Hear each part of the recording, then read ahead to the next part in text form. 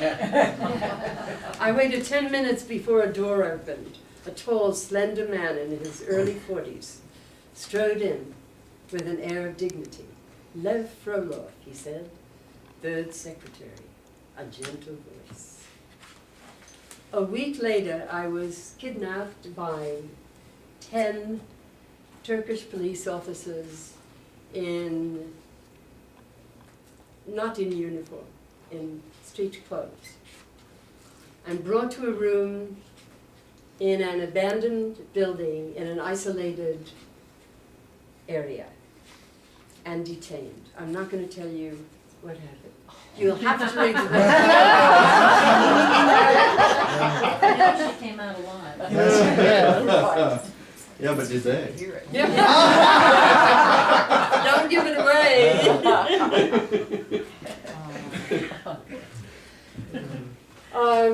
Eventually, I decided it was just too much to carry all these 12 cases on ships and on trains and on planes.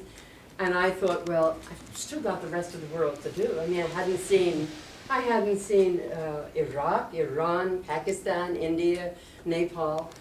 And so I went to the library and I got out this was in Germany, in Nuremberg. I got out a book on overland journeys, and I found that Peter Townsend and Oxford and Cambridge had expeditions in Land Rovers. And so I wrote to Land Rover Company in Solihull, Birmingham, North England, and said, is it nuts?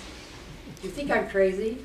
Can I do the rest of the world by Land Rover? Just me? I know nothing about mechanics, and I'm awful in mechanics. And what do you think? And they wrote a letter back and invited me to Solihull as their guest. I ordered the Land Rover, and it was quite special. I wanted left-hand drive. I had a hardtop, but it was removable.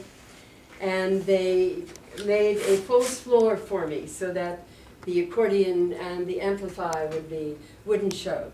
Because I understood that in some of the deserts, especially in Iran, tribes often attacked drivers, and sometimes they beheaded them. But so I got that Land Rover, and there was they had panels, metal panels in front of the windows so that nobody could break in, and they had like a shield between the front and the back so nobody could see what was there. And I started, but Land Rover insisted that I take a self-maintenance course, because going through the desert, especially in Iran, I would have to clean the air filter myself every day. So I took this course and I drove my teacher nuts. Because I'm just not mechanically inclined, I'm just a musician.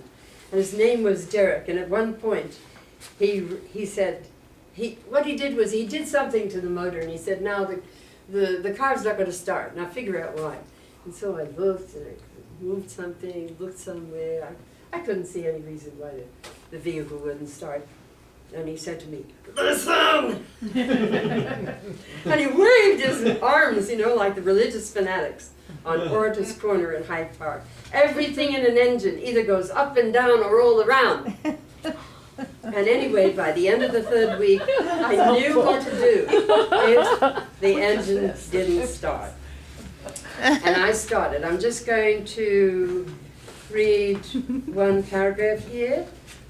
My Land Rover was one of many cars rolling up the ferry ramp to cross the English Channel, but probably the only one embarking on a 12,000-mile trek. A driver with a GB plate popped his head out. Hey, Eastward Ho! I had Eastward Ho painted on the vehicle.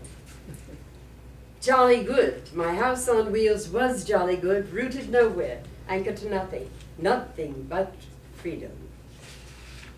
And so I drove again through Europe, and in Turkey, I have to read this passage. I love this passage. The road dipped. This was after Ankara. then climbed through the passes of the Taurus Mountains where St. Paul was born.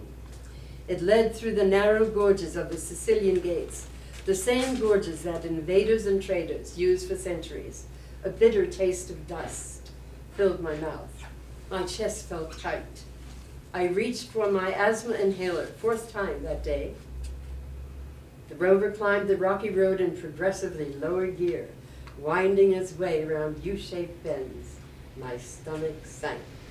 The engine quit. There I was, alone in the Taurus Mountains. Why couldn't the Rover have stopped in Ankara? Within minutes, Air Force mechanics would have fixed it. But I was stuck on the ancient roads that the Crusaders had trekked, stuck in the corridors of history. Tears fell. Get out, Dean, I told myself. You learned a few things in London while you drove your teacher nuts. Get out and lift the hood. I got out, lifted the hood, saw nothing. Tears flowed. Open your notebook, kid. You took a ton of notes at the London school. My notebook said if you've traveled on a dusty, unpaved road, climbing in low gear, and the engine sputters and stops, check the carburetor jets, the things that mix the fuel and the air to combust. A self-drawn diagram showed me how to dismantle the jets. Clean them with solvent. My maintenance kit was in back, the solvent on top. I poured a few drops into the jets to dissolve the dirt, then put it back together. I sat behind the wheel, scared to turn the key. What if it wouldn't start? Turn the key, kid! The rotor started. I felt like standing on the rooftop, beating my chest like an ape, shouting to the mountain, look what I did!